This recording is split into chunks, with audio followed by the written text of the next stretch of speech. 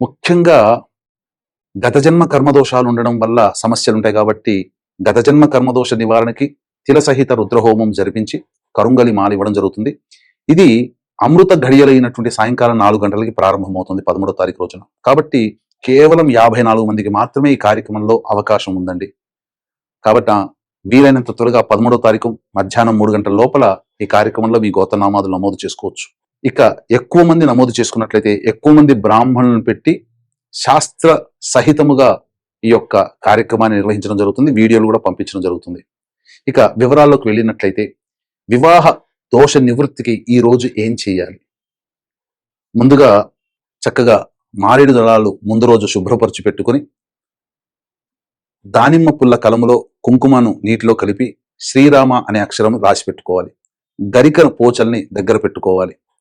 ఆ రోజంతా కూడా ముందు రోజు ధూమపానము, మద్యపానము, మాంసాహారము, దాంపత్యము పనికిరాదు.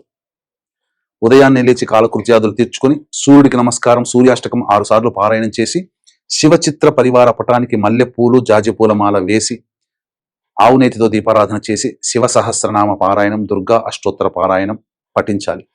తదనంతరం ఈ యొక్క మంచిగా బియ్యాన్ని చక్కగా కడిగి గంజి వార్చినటువంటి అన్నాన్ని ఒక బట్ట మీద వేసి చల్లారిన తర్వాత పులుసులుగా ఉంటుంది, ముద్దగా ఉండకూడదు అన్నం.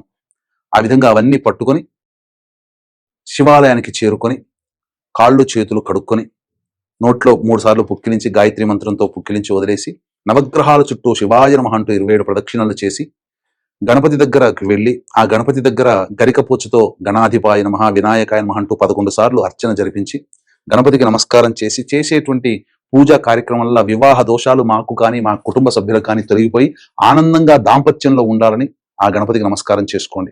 తర్వాత సుబ్రహ్మణ్య స్వామిని, అమ్మవారిని దర్శించుకోండి.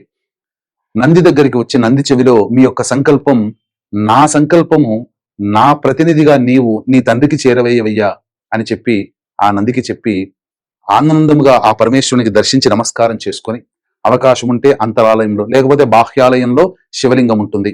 ఆ శివలింగం